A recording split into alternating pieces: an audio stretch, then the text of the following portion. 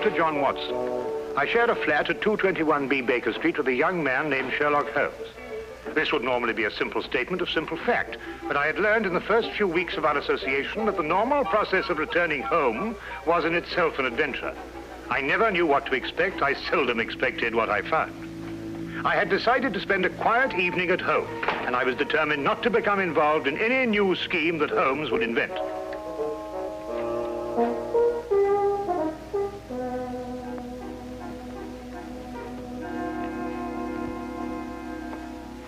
Sulfate gas. Oh? Do you remember the Dietrich case, when the defense tried to prove that no one could produce a deadly poison without a trained chemist? No. Well, I'm going to try it now. With kitchen utensils and a secondary school chemistry book. I knew it could be done. There it is, Watson. Brilliant. Now you've got to...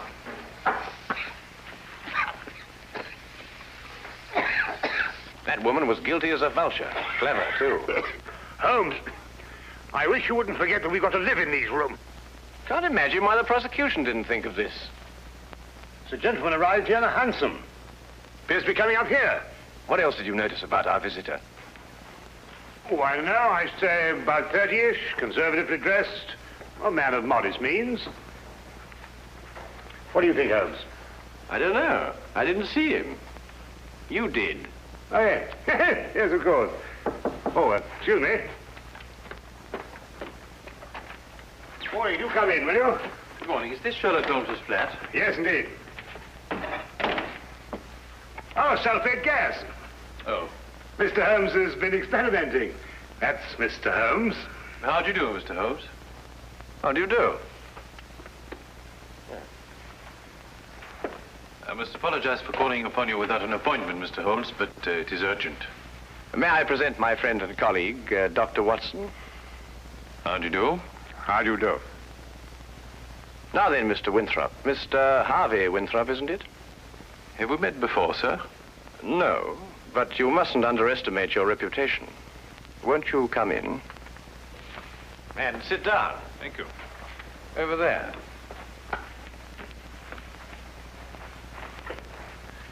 I had heard your powers of observation were remarkable, Mr. Holmes. Perhaps you also know the purpose of my visit. I can only say it's a personal matter. How do you know? It is always a personal matter when one consults me rather than the police. Of course. But my reason to see you actually concerns my elder brother, John. It is he who controls the family wealth. In the event of his death, I would be sole heir. Does his death seem imminent?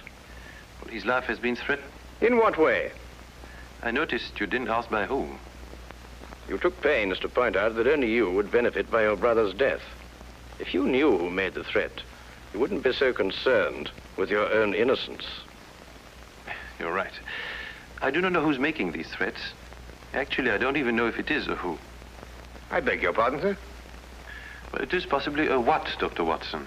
In this case, the heritage of every old family. The family legend. What is the Winthrop legend? Every member of the family destined for a violent death finds about his person silver coins. Silver coins?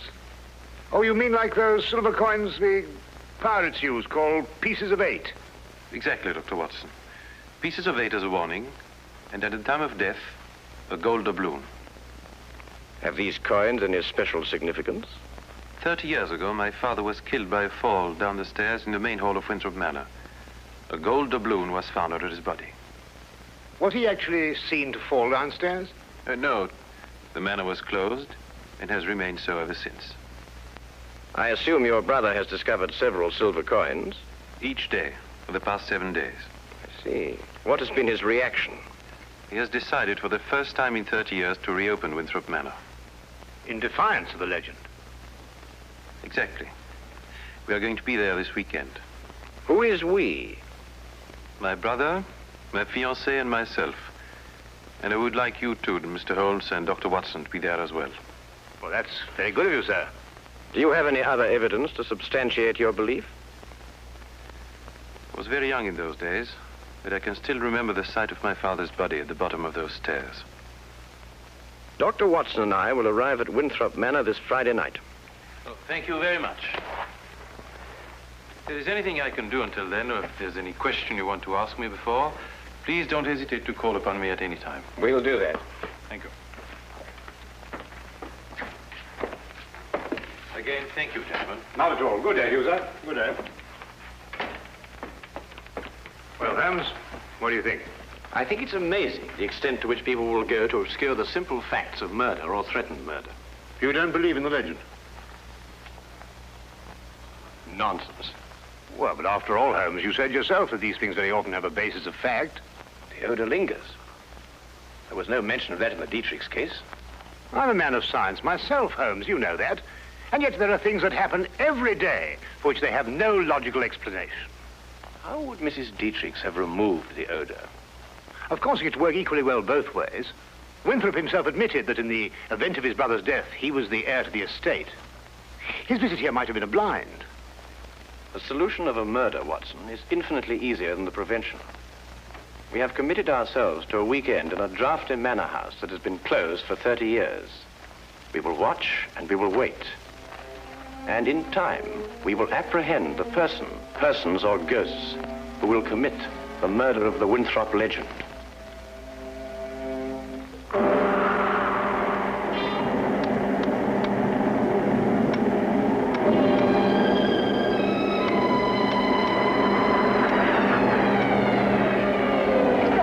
Dr. Watson, please come in. Thank you.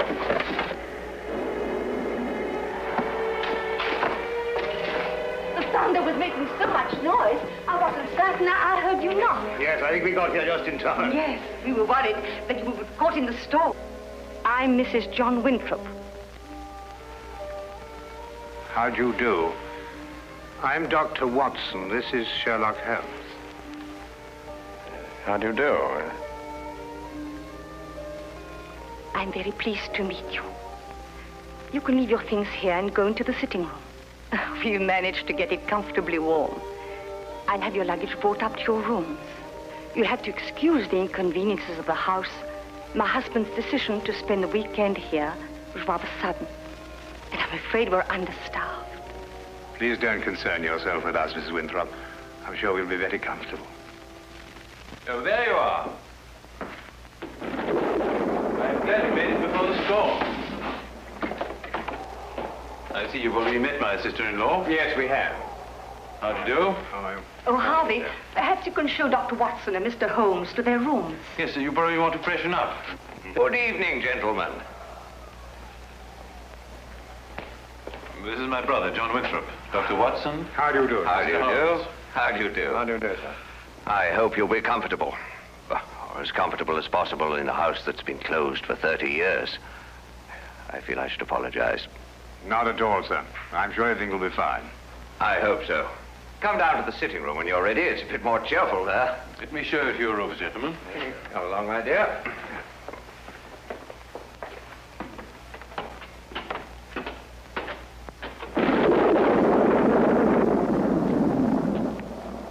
You didn't mention your brother was married. Didn't I? I thought I had. Then surely she would be the heir to the estate if anything should happen to your brother. No, the estate upon his death goes to the next male member of the family. Oh, I see. How did Mrs. Winthrop lose her sight? It was a riding accident, shortly after they were married. Her sister-in-law is a remarkable woman, Mr. Holmes. She took to her new way of living with cheerfulness and thoroughness. Yes, it's always encouraging to hear of such cases. And it reflects great credit on those surrounding the patient. Oh, Peg, I want you to meet... Dr. Watson. And you must be Sherlock Holmes. Harvey has told me so much about you. Gentlemen, my fiancée, Miss Margaret Hall. How do you do? How do you do, Miss Hall? John and Alice are in the drawing room, darling. We'll be down shortly. All right, darling. I think we're going to have a wonderful weekend, in spite of this old house. Don't keep yourselves from us too long, gentlemen. You're a very lucky man, Mr. Winthrop. She's a lovely girl. As a matter of fact, you know, there's some very good hunting country around here. Do you go in for that sort of thing, Mr. Holmes? On occasion, sir. Not very often, thank you. My wife thinks I'm a bit reckless. She worries about my neck. A glass, my dear. Thank you. That appears to be a preoccupation with more than one member of your family, sir. You mean my brother, too? And the reason for your being here? Nonsense. I said the same thing. And you agree with me? You, too, think it's a lot of rubbish? I don't think we're referring to the same thing, sir. I'm talking about the legend, of course. Ah, I see. May I ask, sir, what precautions you've taken against it? What would one do? How does one fight a myth? Well, what's your opinion, Mr. Holmes? Should I take this matter seriously? You are obviously taking it seriously by defying it.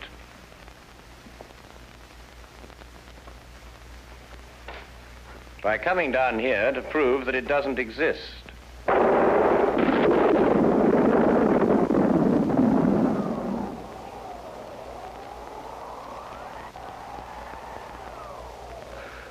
Jove, I hadn't thought of it like that. You're dead right, of course. But let me put it like this. Do you really believe the legend is dangerous? You are obviously overlooking the second conclusion, sir. If the legend is real and beyond our understanding, then your life may be being threatened by the supernatural. If we rule that out, then the threat has a very realistic source. In either case, the threat remains. I hadn't thought of it that way. But there are just the 6 of us here, Mr. Holmes. Surely if there is danger for John, it couldn't come from any of us. There are just the 6 of us now, Miss Hall.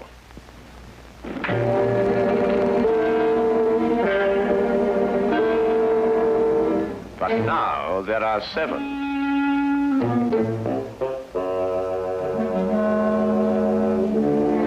John, what is it? Nothing, my dear, nothing at all. I think we'd better go into dinner. Excellent idea.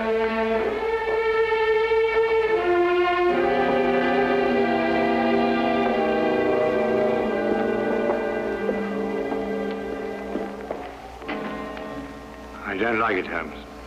Neither do I, Watson. Neither do I.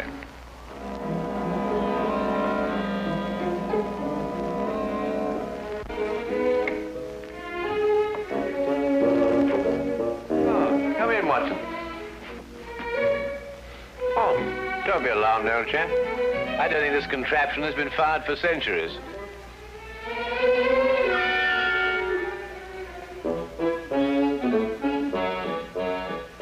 You could hardly expect me to know that from here, Holmes.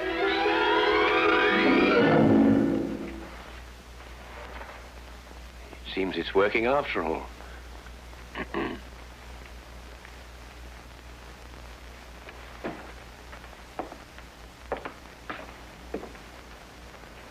I wanted to talk to you about that dinner we just had.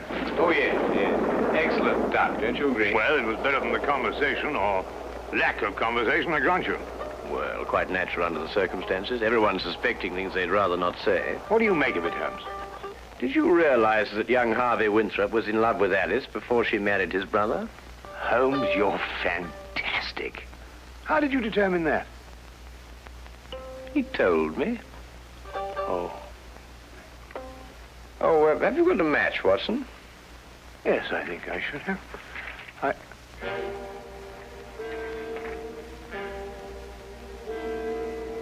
Holmes, look.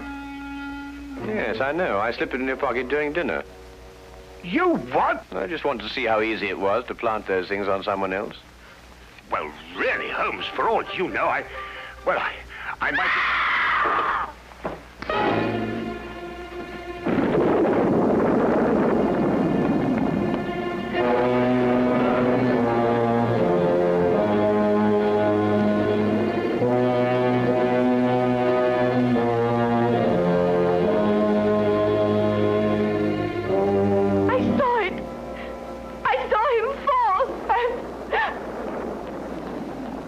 He's dead.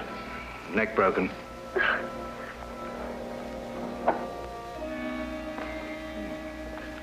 A gold doubloon. What's happened? Please.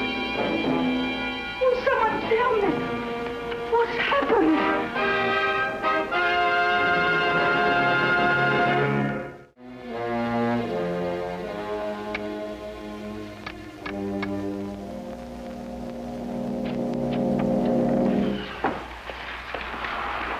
quite a time getting back here. The roads are turning bad. Harvey Winthrop. Good evening, sir. Could you get everybody together and see if we can try and get this thing sorted out? Where's the body? Over there. Broken neck. Died instantly. Oh, you say, you up there? Oh, good evening, Constable. That is Mr. Holmes. I've spoken to you about him. Oh, yes. Good evening to you, Mr. Holmes. Glad to have you on this case.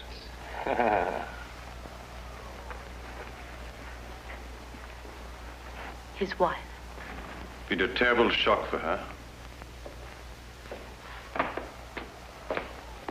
Oh, Mr. Holmes, I'd like to discuss this case with you. I've got several theories. Dr. Watson was telling me coming down in the carriage.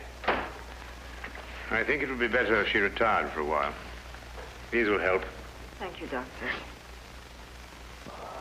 Dr. Watson summarized the legend for me on the way down, but quite frankly, Mr. Holmes, I would say we're opposed to a devilish mind here. Holmes, really? I don't know. What on earth do you think you're doing? A button. At the very least. Observe, Watson, I've almost torn a button loose. Oh, so I should think after all those acrobatics. Are you going to sit like that all evening? And yet the late Mr. John Winthrop fell down a long flight of exceptionally sharp stone stairs without damaging his clothing. What's that? I'd better check. Yes, I think you had. Well, he may not have torn a button, but he suffered some very severe damage to his neck, I'd like to remind you. An indisputable fact, my dear Watson. Well, what are you getting at, Holmes? That's right. Now we're getting somewhere.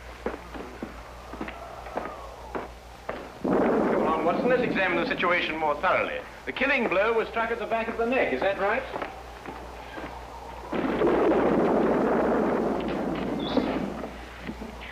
It was. He must have struck the edge of the stairs. He fell. Stone. Edge is quite sharp. Wouldn't the wound be deeper, more pronounced, Watson? Would you re-examine the injuries like a good fellow? Well, the skin's broken, but not unusually so. Still, it's difficult to know the position of the body when he fell. I agree with Mr. Holmes. Winthrop and the blind woman were at the top of the stairs when he fell. And in a position to have pushed him down. Right. You then imply that Miss Hall, being downstairs all the time, may be ruled out as a suspect. Well, I should take that as a prima facie proof of her innocence. Do you really think so, Watson? What's that? Who are you accusing, Mr. Holmes? Your fiancé. Holmes? You're insane. Not at all, I assure you. Your brother didn't fall down these stairs. He was killed, struck by a blow from behind, very probably in this room. His body was then placed at the foot of the stairs, and the legend having been carefully reawakened, and the manner in which your father met his death, and the gold doubloon, all led you to the obvious conclusion. She couldn't have done it. I assure you she could. But Holmes, she had no motive. The estate now passes to Harvey Winthrop. Well, yes, I'm the only one who had a motive. I would say you and the lady you are going to marry. Are you going to report her to the police? Less than useless, I'm afraid. No court in this world would ever convict her on the evidence we have. Well, assuming you're right, and mind you, to me, it's only an assumption, there's nothing we can do. Yes, there is. We can at least remove the assumption. Come with me, gentlemen, into the drawing room.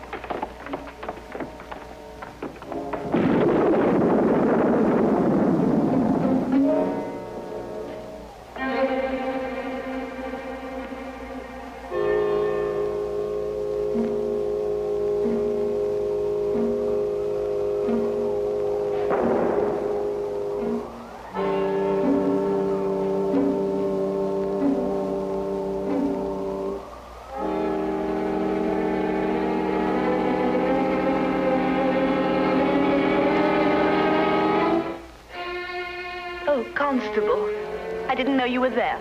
Just looking around, routine, you know, miss. Of course. Did you want to see me? Well, not especially, miss. A few more things to check up on. The rest lies completely in your hands.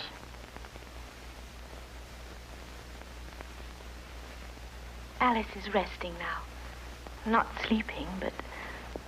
Oh, this whole thing is horrible. If you'll forgive us, Dr. Watson has a medical certificate to fill out. Yes, I should attend to that.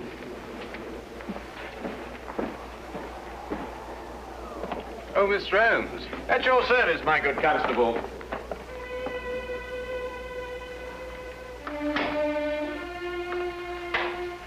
That Holmes. What a peculiar man. What? Oh, Holmes, yes, he is, isn't he? Peg, Yes? Well, this is difficult to say. What is, darling? In light of what's happened, I think it's best we break off our engagement. Break off? But why? Well, there's certain to be a mess in the papers about all this. Oh, you needn't worry about me, darling. Well, actually, it's Alice I'm thinking of. Alice? Yes, she'll be so terribly alone now. In a way, I feel responsible for her. You love her. You've always loved her. And now that your brother's dead, you... You mustn't think that. There's something else. What else? Why this sudden protective fatherly interest? 10 years ago, Alice and I went riding across the moors. I started a race. Her horse broke away from her, and she couldn't stop him. He took a high fence and fell. And Alice became blind. But you can't live with that for the rest of your life. It was an accident. It was unfortunate, but it shouldn't influence our relationship now. I'm afraid it does. To me. John dies, and you take Alice. That's funny. That's really ironic. Ironic? What makes you see ironic in such a situation? I don't know. I just meant nothing. Just an expression.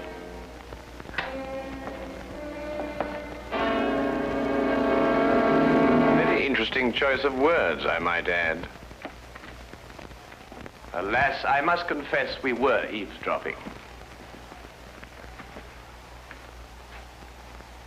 Is there anything you'd like to confess, Miss Hall? What does this mean? You spoke of irony. Such a choice word. You didn't kill John Winthrop so that Harvey could share the family fortune with Alice. You'd have seen to that in time. You're insane. I couldn't have pushed John down the stairs. I was at the bottom myself. We were in a perfect position to strike him with this. And then, very thoughtfully, placed the end in the fire to remove any evidence of the blow. No court in the world would convict me on evidence like that. You're quite right, Miss Hall. But you know the facts. And we know the facts.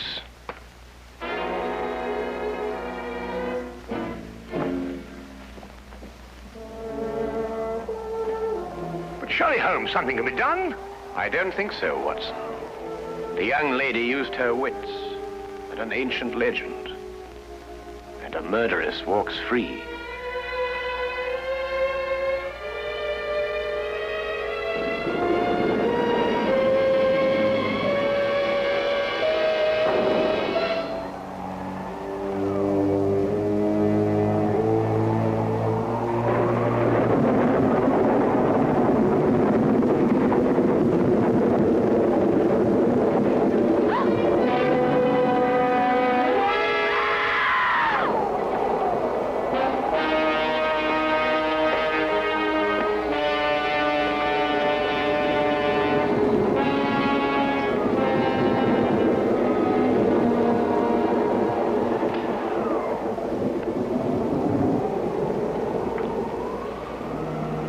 But it's a gold doubloon. And she said no court in the world would ever convict her.